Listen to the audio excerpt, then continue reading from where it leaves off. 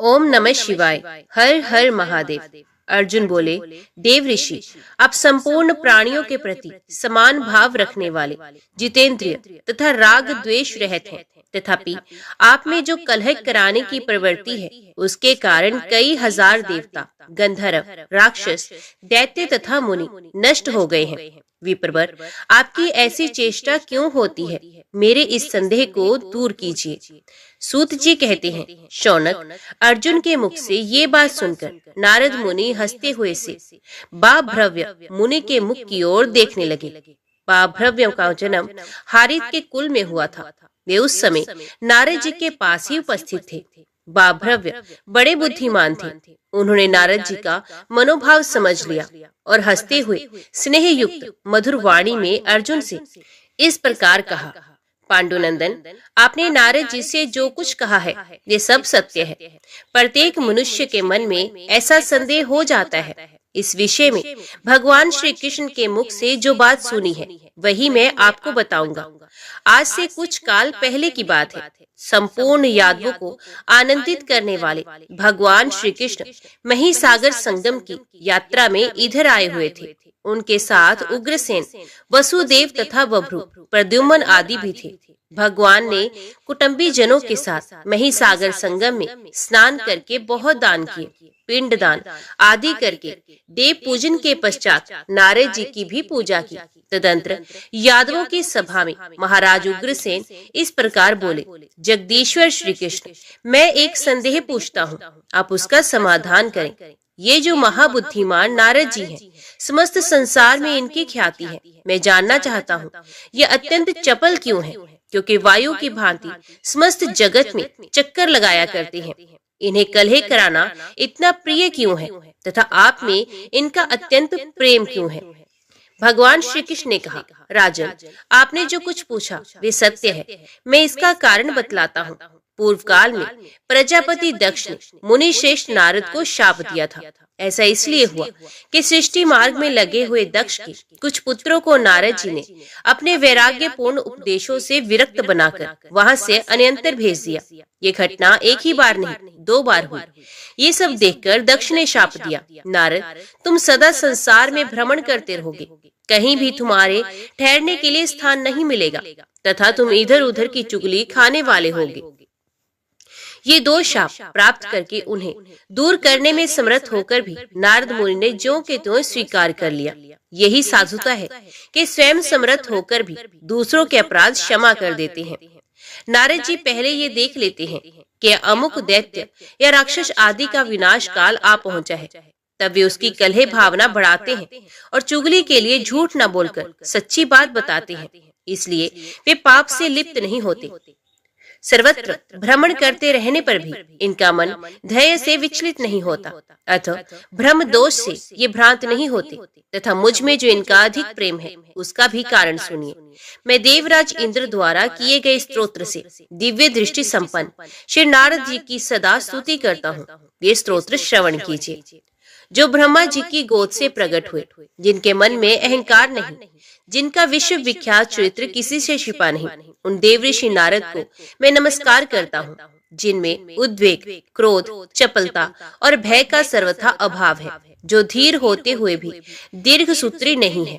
उन नारद जी को मैं प्रणाम करता हूँ, जो कामना अथवा लोभवश झूठी बात मुंह से नहीं निकालते और समस्त प्राणी जिनकी उपासना करते हैं, उन नारद जी को मैं नमस्कार करता हूँ, जो अध्यात्मक गति के तत्व को जानने वाले, ज्ञान शक्ति संपन्न तथा जितेंद्रिय हैं, जिनमें सरलता भरी है तथा जो यथार्थ बात कहने वाले हैं, उन नारद जी को मैं प्रणाम करता हूँ, जो तेज, यश, बुद्धि, नय, विनय, जन्म तथा तपस्या सभी दृष्टियों से बड़े हुए हैं, उन नारद जी को मैं नमस्कार करता हूँ, जिनका स्वभाव सुख में, वेश सुंदर तथा भोजन उत्तम है, जो प्रकाशमान, पवित्र, शुभ दृष्टि संपन्न तथा सुंदर वचन बोलने वाले हैं, उन नारद जी को मैं प्रणाम करता हूँ जो उत्साह पूर्वक सबका कल्याण करते हैं, जिनमें पाप का लेश भी नहीं है तथा जो परोपकार करने से कभी अघाते नहीं है। उन नारद जी को मैं नमस्कार करता हूँ जो सदा वेद, स्मृति और पुराणों में बताए हुए धर्म का आश्रय लेते हैं तथा प्रिय और अप्रिय से रहते हैं। उन नारद जी को प्रणाम करता हूँ जो समस्त संगों से अनासक्त हैं तथापि सब में आसक्त हुए से दिखाई देते हैं, जिनके मन में किसी संशय के लिए स्थान नहीं है, जो बड़े अच्छे वक्ता है। उन नारद जी को मैं नमस्कार करता हूँ जो किसी भी शास्त्र में दोष दृष्टि नहीं करती, तपस्या का अनुष्ठान ही जिनका जीवन है, जिनका समय कभी भगवत चिंतन के बिना व्यर्थ नहीं जाता, जो अपने मन को सदा वश में रखते हैं। उन श्री नारद जी को मैं प्रणाम करता हूँ जिन्होंने तप के लिए श्रम किया है, जिनकी बुद्धि पवित्र एवं वश में है, जो समाधि से कभी तृप्त नहीं होते, अपने प्रयत्न में सदा सावधान रहने वाले उन नारद जी को मैं नमस्कार करता हूँ जो अर्थ लाभ होने से हर्ष नहीं मनते और कब लाभ न होने पर मन में क्लेश का अनुभव नहीं करते, जिनकी बुद्धि स्थिर तथा आत्मा अनासक्त है। उन नारद जी को मैं नमस्कार करता हूँ जो सर्वगुण संपन्न, दक्ष, पवित्र, कातरता रहित, कालज्ञ और नितज्ञ है। उन देवऋषि नारद को मैं भजता हूँ। नारद जी के स्तोत्र को मैं नित्य जप करता हूँ, इससे वे मुनि श्रेष्ठ मुझ पर अधिक प्रेम रखते हैं। दूसरा कोई भी यदि पवित्र होकर प्रतिदिन स्तुति का पाठ करे तो देवऋषि नारद बहुत शीघ्र उस पर अपना अतिशय कृपा प्रसाद प्रकट करते हैं। राजन, आप भी नारद जी के इन गुणों को सुनकर प्रतिदिन इस पवित्र स्तोत्र का जप करें, इससे वे मुनि आप पर बहुत प्रसन्न होंगे। बा भ्रव्य कहते हैं, श्री कृष्ण के मुख से नारद जी के इन गुणों को सुनकर राजा उग्रसेन बहुत प्रसन्न हुए और उनके बताए अनुसार उनका स्तोत्र पाठ भी किया। तदंतर नारद जी की पूजा करके तथा पर्याप्त दान देकर अपने बंधु बांधव एवं कुटुंबी जनों के साथ भगवान श्री कृष्ण द्वारकापुरी को लौट गए। अर्जुन, तुम भी नारद जी के इन गुणों का श्रवण करके श्रद्धामय होकर उनका पूजन करो। बाप भ्रव्य का ये वचन सुनकर अर्जुन को बड़ा विस्मय हुआ, उनके अंगों में रोमांच हो आया और उन्होंने भक्ति पूर्वक नारद जी के चरणों में प्रणाम किया। तत्पश्चात इस प्रकार कहा, मुने, आपके मुख से इस गुप्त क्षेत्र का महात्म्य सुनकर मुझे तृप्ति नहीं होती, अतः पुनः उसका वर्णन कीजिए। नारद जी ने कहा, अर्जुन, पूर्व काल में महायोगी अक्षपाद गौतम मुनि हो गए हैं, जो गोदावरी गंगा को यहाँ लाए थे और अहिल्या के पति थे। वे बड़े शक्तिशाली थे। उन्होंने गुप्त क्षेत्र का महात्म्य सुनकर और उसे सर्वोत्तम जानकर वहां योग साधना करते हुए भारी तपस्या करना प्रारंभ किया। तदंतर महात्मा गौतम ने योग सिद्धि प्राप्त करके इस तीर्थ में गौतमेश्वर नाम से प्रसिद्ध शिवलिंग की स्थापना की। इस गौतमेश्वर शिवलिंग को भली भांति नहलाकर उस पर चंदन का आलेप करके उसे भांति भांति के पुष्पों से पूजे और गूगल की धूप जलावे। ऐसा करने वाला मनुष्य सब पापों से मुक्त हो रुद्रलोक में प्रतिष्ठित होता है। अर्जुन बोले, देव ऋषि, मैं योग के स्वरूप का तात्विक विवेचन सुनना चाहता हूँ, क्योंकि योग को समस्त उत्तम साधनों से भी उत्तम बताकर सब लोग उसकी बड़ी प्रशंसा करते हैं। नारद जी ने कहा, कुरुश्रेष्ठ, मैं संक्षेप से ही तुम्हें योग का तत्व बतलाता हूँ। इसके सुनने से भी चित्त निर्मल होता है, फिर सेवन करने से तो कहना ही क्या। चित्त की वृत्तियों को जो रोकना है वे योग का तत्व कहलाता है। योगी पुरुष अष्टांग की विधि से उसकी साधना करते हैं। यम, नियम, प्राणायाम, प्रत्याहार, धारणा, ध्यय, ध्यान और समाधि, ये योग के 8 अंग हैं। इस प्रकार योग 8 अंगों से युक्त बताया गया है। इन 8 में से प्रत्येक का लक्षण क्रमशः सुनो, जिसके साधन से साधक को योग की प्राप्ति होती है। अहिंसा, सत्य, असत्य, ब्रह्मचर्य तथा अपरिग्रह, ये 5 यम कहे गए हैं। इन सब का भी लक्षण सुनो। जो संपूर्ण प्राणियों में आत्म भाव रखकर सबके हित के लिए चेष्टा करता है, उसकी ये प्रवृत्ति अहिंसा कही गई है, जिसका वेदों में भी विधान किया गया है। जो स्वयं देखा गया है, सुना गया है, अनुमान किया गया है अथवा अपने अनुभव में लाया गया है, उसे दूसरों को पीड़ा ना देते हुए यथार्थ रूप से वाणी द्वारा प्रकट करना सत्य कहलाता है। अपने ऊपर आपत्ति पड़ने पर भी मन, वाणी और क्रिया द्वारा किसी प्रकार की दूसरों का धन ना लेना असत्य कहा गया है। मन, वाणी, शरीर और क्रिया द्वारा मैथुन से सर्वथा दूर रहना, ये सन्यासियों का ब्रह्मचर्य है। तथा ऋतुकाल में अपनी ही पत्नी के साथ केवल एक बार समागम करना तथा अन्य समय में पूर्ण संयम रखना, ये गृहस्थों का ब्रह्मचर्य है। मन, वाणी, शरीर और क्रिया द्वारा सब वस्तुओं का त्याग कर देना, ये सन्यासियों का अपरिग्रह कहा गया है। तथा सब वस्तुओं का संग्रह रखते हुए भी केवल मन से उनका त्याग करना, उनके प्रति ममता और आसक्ति न होना, ये गृहस्थों का अपरिग्रह का माना गया है। ये 5 यम बताए गए हैं। अब 5 नियमों का श्रवण करो। शौच, संतोष, तप, जप और गुरु भक्ति, ये 5 नियम हैं। अब इनका भी पृथक पृथक लक्षण श्रवण करो।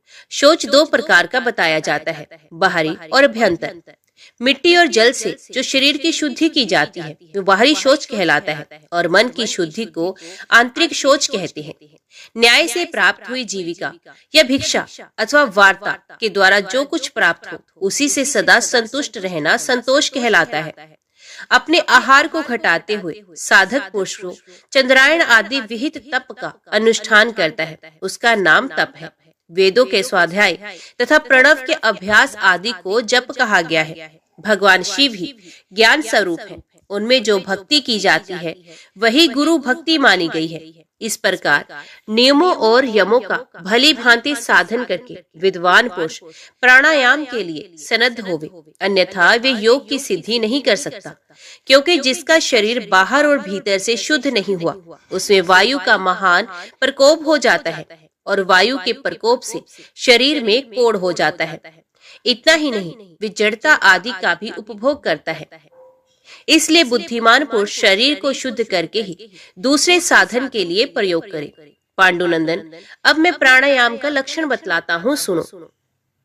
प्राण और अपान वायु का निरोध प्राणायाम कहलाता है। विद्वान पुरुषों ने उसे 3 प्रकार का बताया है, लघु, मध्यम और उत्तम। लघु प्राणायाम 12 मात्रा का होता है। आंख का बंद करने और खोलने में जितना समय लगता है वे 1 मात्रा है। लघु से दूना अर्थात 24 मात्रा वाला मध्यम प्राणायाम बताया गया है। त्रिगुण अर्थात 36 मात्रा का उत्तम प्राणायाम माना गया है।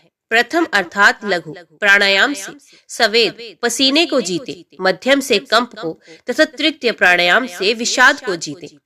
इस प्रकार क्रमश इन 3 दोषों पर विजय प्राप्त करे। किसी सुंदर आसन पर सुख पूर्वक विराजमान हो, पद्मासन लगाकर रेचक, पूरक और कुंभक भेद से त्रिविध प्राणायाम का अभ्यास करे।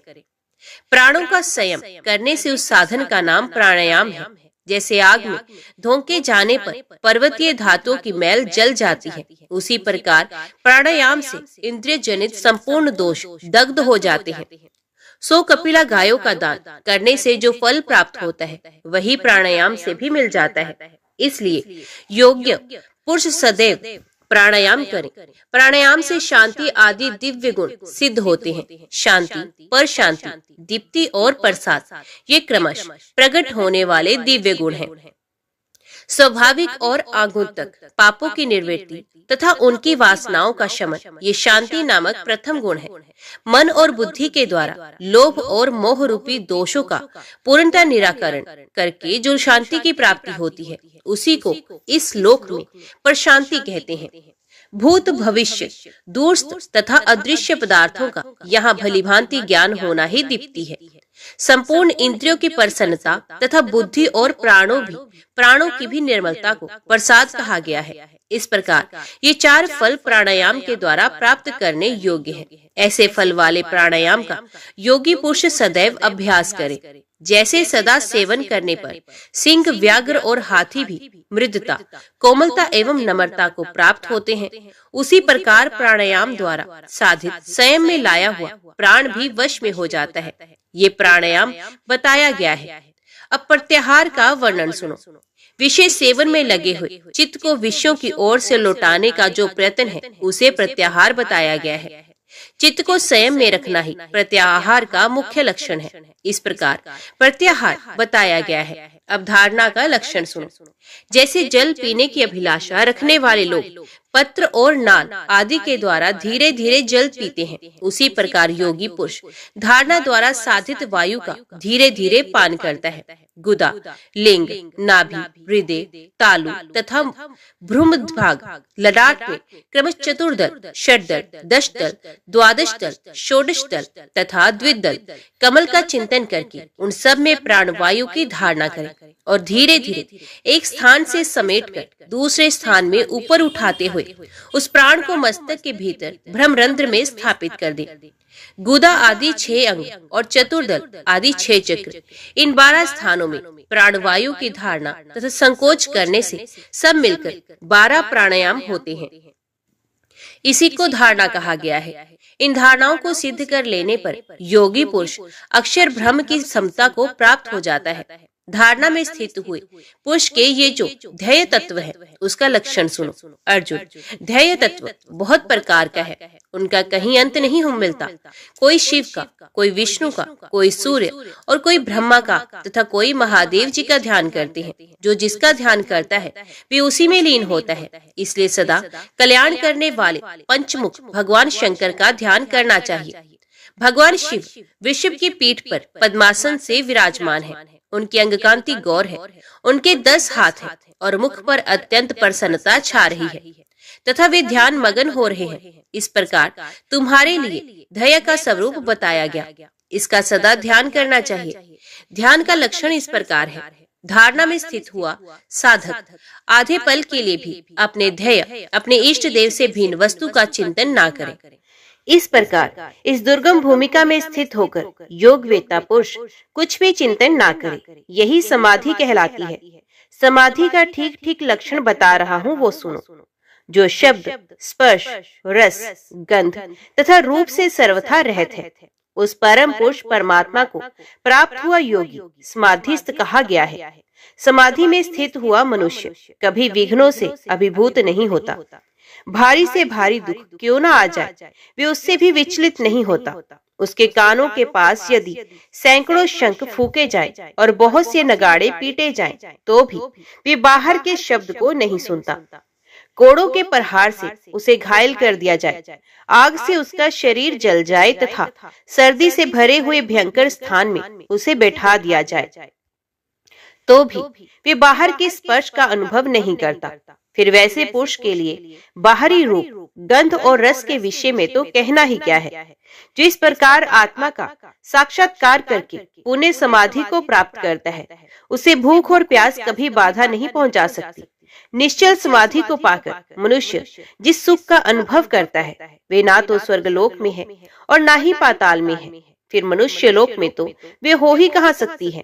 कुरुनंदन, इस प्रकार योग मार्ग में आरूढ़ हुए पुरुषों के लिए भी 5 उपसर्ग प्राप्त होते हैं, जो बड़े ही कटु हैं। उनका परिचय सुनो। प्रातिप, श्रावण, दैव, ब्रह्म और आवर्त, यही 5 उपसर्ग हैं। संपूर्ण शास्त्रों की प्रतिभा का हो जाना ही प्रातिप उपसर्ग है। ये है तो सात्विक, परंतु इसके कारण जिसके हृदय में अहंकार आ जाता है, इससे वे योगी अपनी स्थिति से नीचे गिर जाता है। हजारों योजन दूर से भी शब्द को सुन लेना श्रवण नामक उपसर्ग है। ये दूसरा विघ्न है। ये भी सात्विक ही है, परंतु इसके कारण भी जो गर्व करता है वे नष्ट हो जाता है, साधना से गिर जाता है, जिससे देवताओं की 8 योनियों को देखा जाता है। उस शक्ति का प्राप्त होना दैव उपसर्ग है। ये भी सात्विक दोष है। इससे भी घमंड होने पर साधक का विनाश होता है। जैसे जल के भंवर में डूबा हुआ मनुष्य व्याकुल होता है, उसी प्रकार सहसा प्रकट हुए विविध विज्ञान के आवर्त में जो चित्त की व्याकुलता होती है, उसका नाम आवर्त है। ये राजस दोष है, जो बड़ा ही भयंकर है। जब योगी का मन अनेक प्रकार के दोषों से आक्रांत हो, समस्त आधारों से भ्रष्ट होने के कारण अवलंब शून्य होकर भटकने लगता है, तब उसे भ्रम नामक दोष बताया जाता है। ये तामस दोष है। इन अत्यंत घोर उपद्रवों से योग का नाश हो जाने के कारण संपूर्ण देव योनियां बार बार आवर्तन करती हैं, आवागमन में पड़ी रहती हैं। इसलिए योगी मनों में श्वेत कंबल का आवरण डालकर परब्रह्म परमात्मा में चित्त को स्थिर करके निरंतर उन्हीं का चिंतन करें। सिद्धि की इच्छा रखने वाले योगी को सदा सात्विक आहार का सेवन करना चाहिए। राजस और तामस आहारों से योगी को कभी सिद्धि नहीं प्राप्त हो सकती। स्वधर्म पालन में लगे हुए श्रद्धालु, जितेंद्रिय, श्रोत्रिय महात्माओं के यहाँ योगी को भिक्षा मांगनी चाहिए। भिक्षा में मिले हुए यवान्न, मट्ठा, दूध, जौ की लपसी, पका हुआ फल, मूल अथवा कन, तिल की खली या सत्तू, ये सब पवित्र आहार है जो योगियों को सिद्धि प्रदान करने वाले हैं। योग का साधन विभिन्न लक्षणों से अपनी मृत्यु का समय जानकर काल को वंचित करने के लिए एकाग्रचित हो योग तत्पर हो जाए। अब मैं उन लक्षणों को बतलाता हूँ जिनसे योगवेत्ता पुरुष अपनी मृत्यु को जान लेता है। लाल चमड़ा अथवा लाल वस्त्र धारण किए हुए हंसती गाती हुई कोई स्त्री स्वप्न में जिस पुरुष को दक्षिण दिशा की ओर ले जाए वे जीवित नहीं रहता। स्वप्न में किसी नंगे सन्यासी को हंसते, उछलते, कूदते देखकर ये समझ लेना चाहिए कि उसके रूप में अपनी मृत्यु आ गई है। जो स्वप्न में रीछ और वानर से जूते हुए रथ पर बैठकर गाता हुआ दक्षिण दिशा की ओर जाता है अथवा कीचड़ या गोबर में डूबता है वे जीवित नहीं रहता। स्वप्न में जल की नदी को केश, अंगार, भस्म अथवा सर्प में से किसी एक के द्वारा भरी हुई देखकर मनुष्य जीवित नहीं रहता। यदि विकराल, भयंकर तथा क्रूर स्वभाव वाले मनुष्य हाथ में हथियार लिए स्वप्न में पत्थरों से मारे तो मनुष्य तत्काल मृत्यु को प्राप्त होता है। सूर्य उदय काल में रोती हुई गीदड़ी जिसके सामने होकर दाहिने अथवा बाएं चली जाए वे भी शीघ्र मृत्यु को प्राप्त होता है। जो दीप के बुझने की गंध को नहीं जानता, रक्त में रक्त वमन करता है तथा दूसरे के नेत्र में अपना प्रतिबिंब नहीं देख पाता वे जीवित नहीं रहता। आधी रात में इंद्रधनुष और दिन में तारागणों को देखकर शस्त्र विश्वासी पुरुष ये मान ले कि उसकी आयु क्षीण हो गई है। जिसकी नाक टेढ़ी हो जाए, कानों में ऊंचाई आ जाए तथा बाईं आंख सदा बहती रहे उसकी आयु समाप्त हो गई। अब जब मुंह कुछ कुछ लाल हो जाए, जीभ काली पड़ जाए तब विद्वान पुरुष को ये समझ लेना चाहिए अपनी मृत्यु समीप आ गई है। जो स्वप्न में ऊंट और गधे की सवारी दक्षिण दिशा की ओर जाता है तथा अपने दोनों कान बंद करके आवाज नहीं सुन पाता है वे जीवित नहीं रहता। स्वप्न में जो गड्ढे में गिर जाए और उसके निकलने का दरवाजा बंद कर दिया जाए जिससे वे फिर उठ ना सके, जिसकी स्वच्छ दृष्टि भी लाल हो जाए, जो स्वप्न में अग्नि प्रवेश करके वहां से ना निकले तो वही उसके जीवन का अंतिम काल है। जो रात या दिन में दुष्ट भूतों द्वारा मारा जाता है तथा जिसकी प्रकृति में कोई विकार आ गया है उसके निकट ही यमराज और काल मौजूद हैं। जो भक्त होकर भी देवता, गुरु, माता पिता तथा ज्ञानी पुरुषों की निंदा और अवहेलना करता है वे जीवित नहीं रहता है। योगवेत्ता पुरुष इस प्रकार मृत्यु सूचक विपरीत लक्षणों को देखकर उत्तम धारणा का आश्रय ले समाधि में स्थिर हो जाए। यदि वे उस मृत्यु को नहीं चाहता तो उसे वे नहीं प्राप्त होती, अथवा यदि मुक्ति की इच्छा हो तो उस मृत्यु को ब्रह्मरंध्र में छोड़ दे।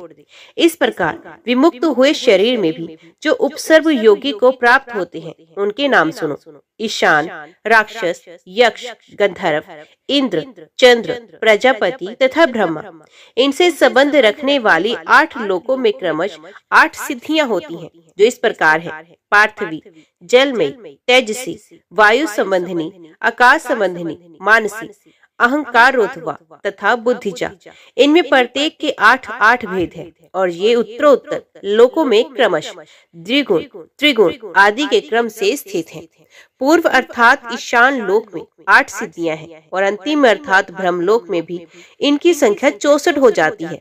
ऐसा किस प्रकार होता है सो सुनो। मोटा होना, पतला होना, बालक बन जाना, बूढ़ा होना, जवान होना, भिन्न भिन्न जाति के जीवों के रूप में अपने को प्रकट करना, एक ही जाति में भी अनेक रूप ग्रहण करना तथा पार्थिव अंश के बिना ही केवल 4 तत्वों से शरीर को धारण करना। ये 8 पार्थिवी सिद्धियां हैं जो ईशान लोक में पृथ्वी तत्व पर विजय प्राप्त होने के बाद प्रकट होती हैं। जल तत्व पर विजय होने के पश्चात मनुष्य पृथ्वी की ही भांति जल में निवास करता है, बिना किसी घबराहट के समुद्र को पी सकता है, उसे सर्वत्र जल की प्राप्ति होती है। वे सूखे फल को भी हरा और रसीला कर लेता है। पृथ्वी और जल को छोड़कर केवल 3 भूतों से शरीर धारण करता है। नदियों को हाथ में रख सकता है। उसके शरीर में कोई घाव नहीं होता तथा उसकी बड़ी सुंदर कांति होती है। इस प्रकार ये 8 नूतन और 8 पहले की कुल 16 सिद्धियां राक्षस लोक में मानी गई हैं। अग्नि तत्व पर अधिकार हो जाने पर देह से अग्नि प्रकट करना, अग्नि के ताप का भय दूर हो जाना, समस्त लोगों को भस्म कर डालने की शक्ति का होना, पानी में आग लगा देना, हाथ से आग को उठा लेना, स्मरण मात्र से किसी को पवित्र कर देना, आग से जलकर भस्म हुए पदार्थ का पुनः निर्माण कर देना तथा केवल 2 महाभूत वायु और आकाश के आधार पर शरीर को धारण करना। ये 8 तेजस शक्तियां सिद्धियां पहले की 16 सब मिलकर 24 सिद्धियां यक्षलोक में प्रकट होती हैं। मन के समान गमन शक्ति का होना, प्राणियों के भीतर प्रवेश करना, पर्वत आदि बड़ी भारी वस्तुओं का भार लीला पूर्वक ढोना, हल्का होना, भारी हो जाना, दोनों हाथों से वायु को पकड़ लेना, अंगुली के अग्रभाग के धक्के से समूची पृथ्वी को हिला देना तथा एकमात्र आकाश तत्व से ही शरीर को धारण करना। ये वायु संबंधिनी शक्तियां गंधर्व लोक में है। पहले की 24 और 8 नूतन कुल मिलाकर 32 सिद्धियां गंधर्व लोक में पाई जाती हैं। अपनी छाया को मिटा देना, इंद्रियों का दर्शन ना होना, सदा आकाश में चलना, इंद्रिय और मन आदि का स्वयं शांत रहना, दूर के शब्द को सुन लेना, सब प्राणियों के शब्द को समझ लेना, तन मात्राओं के चिन्ह को ग्रहण कर लेना तथा समस्त प्राणियों को देखना। ये 8 आकाश तत्व को जीतने से प्राप्त होने वाली तथा पहले की 32 कुल 40 सिद्धियां इंद्रलोक में है। इच्छा के अनुरूप वस्तुओं का प्राप्त होना, जहाँ इच्छा हो वहीं निकल जाना, सब प्रकार की शक्तियों का होना, समस्त गोपनीय वस्तुओं को देखना तथा समस्त संसार की घटनाओं को देखना, आदि 8 सिद्धियां मानसी हैं। ये तथा पहले की 40 कुल 48 सिद्धियां चंद्रलोक में मानी गई हैं। काटना, तपाना, छेदना, संसार को बदल डालना, समस्त प्राणियों को प्रसन्न कर देना तथा मृत्यु काल पर विजय पाना, आदि 8 अहंकार रोधवता तथा पहले की 48 कुल 56 सिद्धियां प्रजापत्य लोक में है। संकेत मात्र से ही संसार की सृष्टि कर देना, सब पर अनुग्रह करना, परले का अधिकार प्राप्त कर लेना, अन्य लोगों के चित्त में प्रवेश करके उसे प्रेरित करना, जिसकी कहीं समता नहीं ऐसी वस्तु प्रकट कर देना, चित्र लिखित वस्तु को प्रत्यक्ष प्रकट कर देना, अशुभ को शांत कर देना तथा कर्तव्य शक्ति से संपन्न होना। ये 8 बुद्धि जनित सिद्धियां तथा पहले की 56 मिलाकर कुल 64 सिद्धियां ब्रह्मलोक में विद्यमान है। ये गोपनीय रहस्य मैंने तुमसे प्रकट किया है। ये सब सिद्धियां जीते जी अथवा देह भेद होने पर योगी को प्राप्त होती हैं, परंतु इनके द्वारा सदैव पतन का भय बना रहता है। इसलिए योगी को इन सिद्धियों के प्रति आसक्ति नहीं रखनी चाहिए। इन सब सिद्धि जनक गुणों का निवारण करके सदा योग साधन में लगे रहने वाले योगी को ऐसी 8 सिद्धियां प्राप्त होती हैं, जो योग में भली भांति सिद्धि प्रदान करने वाली हैं। उनके नाम इस प्रकार हैं: अणिमा, लघिमा, महिमा, प्राप्ति, प्राकम्य, इष्टव, वशिष्ठ और कामवासिता। ये 8 सिद्धियां महेश्वर पद में स्थित सूचित करती हैं। सूक्ष्म से सूक्ष्म हो जाना अणिमा शक्ति है। अत्यंत शीघ्रता से कोई काम करना लघिमा शक्ति है। समस्त लोक से पूजनीय पद की प्राप्ति होने से महिमा मानी गई है। प्राप्ति नाम की सिद्धि वे है जबकि योगी के लिए कुछ भी अप्राय न रह जाए। सर्वत्र व्यापक होने के कारण उसमें प्राकम्य नामक सिद्धि का उदय माना जाता है। सिद्ध योगी जिससे ईश्वर तुल्य हो जाता है, वे इष्टव नामक सिद्धि है। सबको वश में करने के कारण उसमें वशिता नामक उत्तम सिद्धि मानी गई है। जहाँ इच्छा हो वहीं पहुँच जाना कामावसायिता नामक सिद्धि है। ये समस्त सिद्धियां ईश्वर पद को प्राप्त हुए योगी में प्रकट होती हैं। इसलिए वे ना तो जन्म लेता है, ना बढ़ता है और ना ही मृत्यु को प्राप्त होता है। ऐसा योगी मुक्त कहा गया है। जो इस प्रकार मुक्ति पाता है उसकी आत्मा परमात्मा के साथ उसी प्रकार एक हो जाती है जैसे जल में डाला हुआ जलपर्स पर एकता को प्राप्त होता है। योग का ऐसा फल जानकर योगी पुरुष सदा योग का अभ्यास करे। निर्मल योगी जन यहाँ योग सिद्धि के लिए कुछ उपमाएं दिया करते हैं, जैसे सूर्य कांति मणि चंद्रमा की किरणों के संयोग से अथवा चंद्रकांत मणि के संपर्क से अग्नि प्रकट नहीं करता, अपितु अकेला होने पर ही सजातीय सूर्य किरण के संयोग से वे आग प्रज्वलित करता है। उसी प्रकार योगी की भी उपमा है। योगी भी तभी सिद्धि लाभ करता है जब वे प्रतिबंधकों से दूर रहकर अनुकूल साधन सामग्री के साथ अकेला रहकर साधन में संलग्न होता है। जैसे चिड़िया, चूहा और नेवला घर में स्वामी की भांति निवास करते हैं और घर गिर जाने पर अन्यंतर चले जाते हैं, किंतु उनके मन को इसके लिए दुख नहीं होता। यही उपमा योगी के लिए भी है। उसको भी देह गेह में ममता नहीं रखनी चाहिए। जैसे चींटी या दीमक अपने बहुत छोटे मुखाग्र से थोड़ी थोड़ी मिट्टी जमा करके मिट्टी का ढेर लगा देते हैं, यही उपदेश योगी के लिए भी है। योगी निरंतर थोड़ी थोड़ी साधन शक्ति का संचय करते हुए एक दिन महती योग शक्ति से संपन्न हो जाता है। पत्र, पुष्प और फल से भरे हुए वृक्ष को पशु, पक्षी और मनुष्य आदि नष्ट कर देते हैं। इस रहस्य को समझकर योगी पुरुष सिद्धि प्राप्त कर लेते हैं। सारांश ये है कि यदि योगी भी सिद्धि का चमत्कार प्रकट करने लगे तो संसार के लोग उसे अपनी साधना से भ्रष्ट कर देंगे। अतः उसे गुप्त रहकर ही साधना करनी चाहिए। हिरण के बच्चे के सर पर जब पहले सींग उगते हैं तो वे तिलक के समान दिखाई देते हैं और धीरे धीरे बढ़कर बहुत बड़े हो जाते हैं। इस बात को लक्ष्य करके योगी उस हिरण के सींग के साथ साथ यदि बढ़ने लगे, धीरे धीरे अपनी साधना बढ़ाते रहे तो वे सिद्धि को प्राप्त कर लेता है। मनुष्य जल या तेल आदि द्रव्य पदार्थों से भरे हुए पात्र को लेकर पृथ्वी से बहुत ऊंचे मार्ग पर चल पड़ता है। ये देखकर भी क्या योगी पुरुषों को अपने कर्तव्य का ज्ञान नहीं होता? उसको भी चाहिए कि वे अत्यंत सावधान होकर योग के उच्च शिखर पर आरोहण करें। वही घर है जहाँ निवास हो, वही भोजन है जिससे जीवन की रक्षा हो, जिससे प्रयोजन सिद्ध हो और जो स्वयं ही योग सिद्धि में सहायक हो। वैसे ही ज्ञान की योगी उपासना करे, वही उसके लिए कार्य साधक हो सकता है। नाना प्रकार के ज्ञान का जो अधिक संग्रह है योग की साधना में विघ्न कारक ही होता है। जो ये जानने योग्य है वे जानने योग्य है, ऐसा सोचते हुए बहुविध ज्ञान के लिए प्यासा फिरता है। वे 1000 कल्पों में भी गए वस्तु को नहीं प्राप्त कर सकता। आसक्ति छोड़कर, क्रोध को जीतकर, परिमित आहार का सेवन करते हुए जितेंद्रिय होवे और बुद्धि के द्वारा इंद्रियों द्वारा को बंद करके मन को ध्यान में लगाए। सात्विक आहार का सेवन करे, ऐसे आहार का नहीं जिससे उसका चित्त काबू के बाहर हो जाए।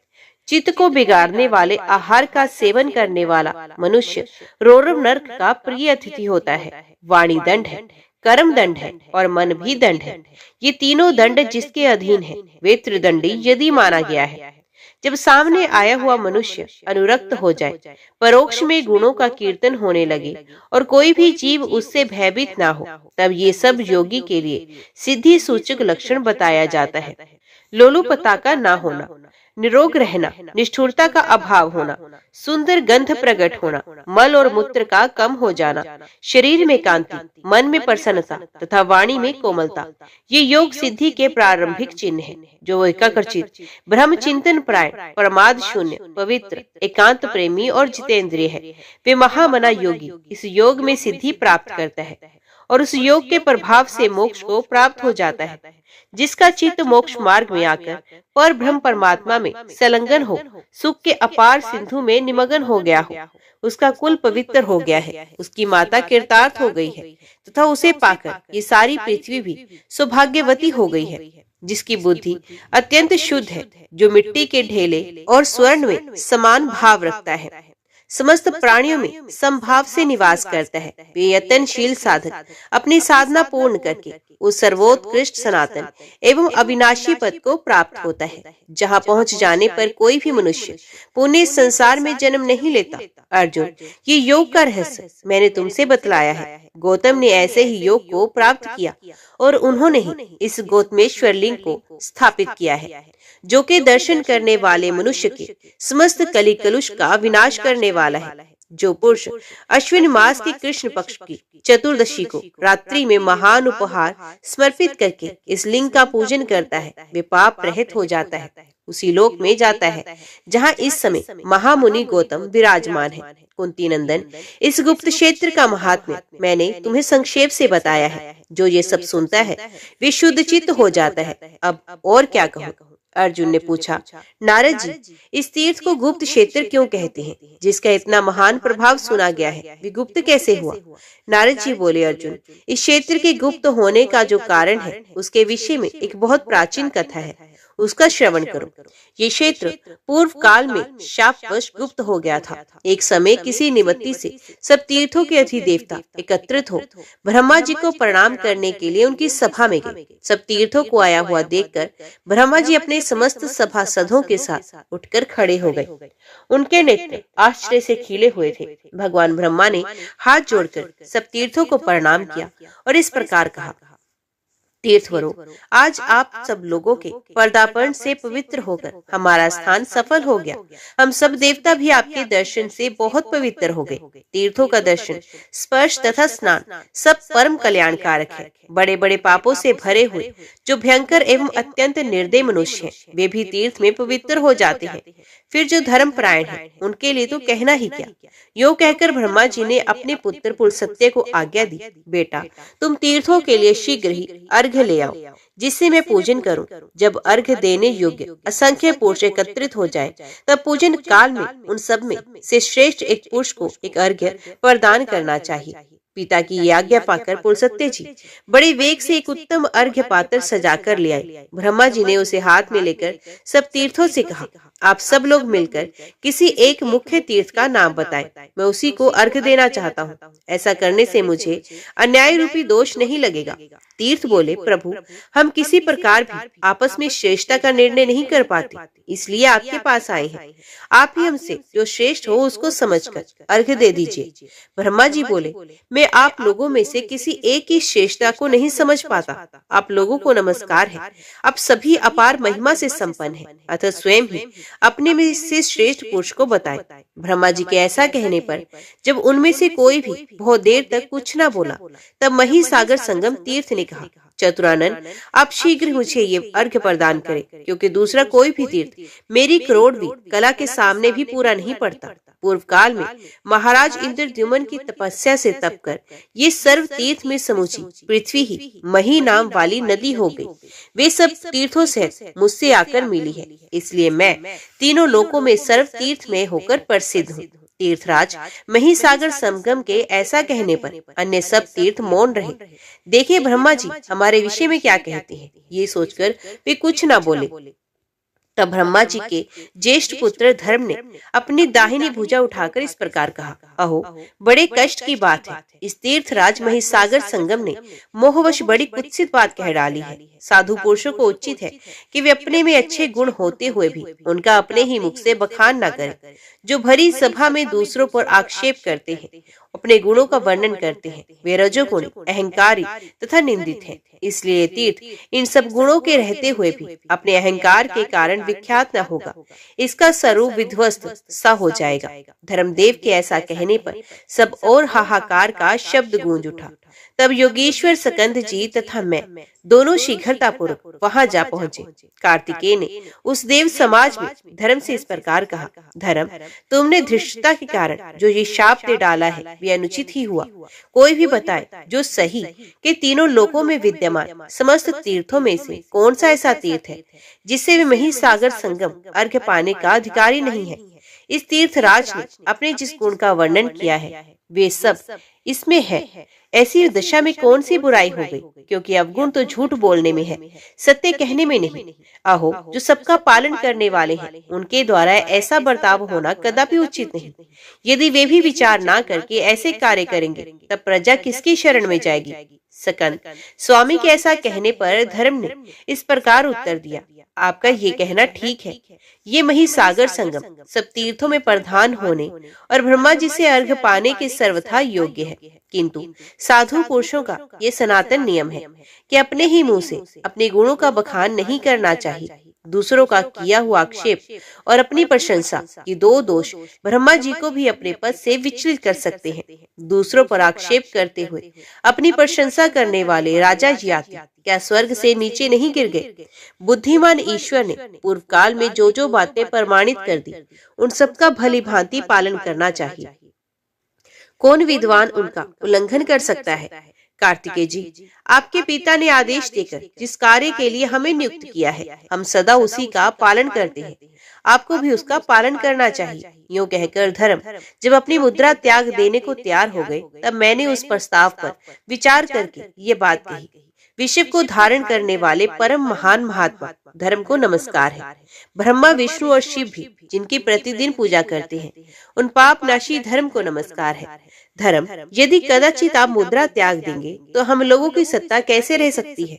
प्रभु, आप इस विश्व का नाश ना कीजिए। योगीश्वर, कार्तिकेय को आप सम्मान देने योग्य है। ये साक्षात भगवान शंकर के पुत्र है, अतः उन्हीं की भांति हम सबके लिए माननीय है। मानद, आपने इस तीर्थराज को विख्यात ना होने का जो शाप दे दिया है, उसका निवारण करने के लिए अनुग्रह कीजिए। मेरे ऐसा कहने पर ब्रह्मा जी ने मेरी प्रशंसा करते हुए कहा, धर्म, नारद ने अच्छी बात कही है, तुम इनकी बात मानो। तब धर्म ने कार्तिकेय जी से कहा, हम लोग जिसके किंकर हैं, उन परम सिद्ध कार्तिकेय जी को नमस्कार है। सकंद, मेरे नाथ, मेरी ये विनय ध्यान देकर सुनिए। स्तंभ अर्थात गर्भ के कारण ये महातीर्थ अप्रसिद्ध होगा, तथापि शनिवार की अमावस्या को महिसागर की यात्रा करने से जो फल मिलेगा, उस पर ध्यान दीजिए। प्रभास की 10 बार, पुष्कर की 7 बार और प्रयाग की 8 बार यात्रा करने से जो फल मिलता है, वही फल इसकी 1 बार की यात्रा करने से मिल जाएगा। इस प्रकार वरदान देने पर कार्तिकेय जी मन ही मन बहुत प्रसन्न हुए। ब्रह्मा जी ने भी एकाग्रचित होकर स्तंभ तीर्थ को अर्घ दिया और उसे सब तीर्थों में श्रेष्ठता प्रदान की। फिर सब तीर्थों और स्कंद स्वामी को सम्मान देकर विदा किया। इस तीर्थ के गुप्त होने का यही प्राचीन वृत्तांत है। इस प्रकार मैंने तुमसे संपूर्ण तीर्थ के महान फल का वर्णन किया। ये सब आदि से ही सुनकर पुरुष सब पापों से मुक्त हो जाता है। सूत जी कहते हैं, ये सब सुनकर विस्मय से पड़े हुए अर्जुन ने उस तीर्थ की बड़ी प्रशंसा की और नारद आदि से विदा लेकर द्वारका को प्रस्थान किया। ओम नमः शिवाय। हर हर महादेव। आज की वीडियो में इतना ही। उम्मीद करती हूँ वीडियो आपको पसंद आई होगी। वीडियो पसंद आई हो तो वीडियो को लाइक और चैनल को सब्सक्राइब जरूर कीजिएगा। ओम नमः शिवाय लिखकर कमेंट बॉक्स में अपनी हाजिरी और अपने सुझाव देना ना भूलिएगा। तो मिलते हैं अगली कथा अगले अध्याय के साथ। तब तक के लिए देखते व सुनते रहिए। जय मां कंजक, जय माता दी।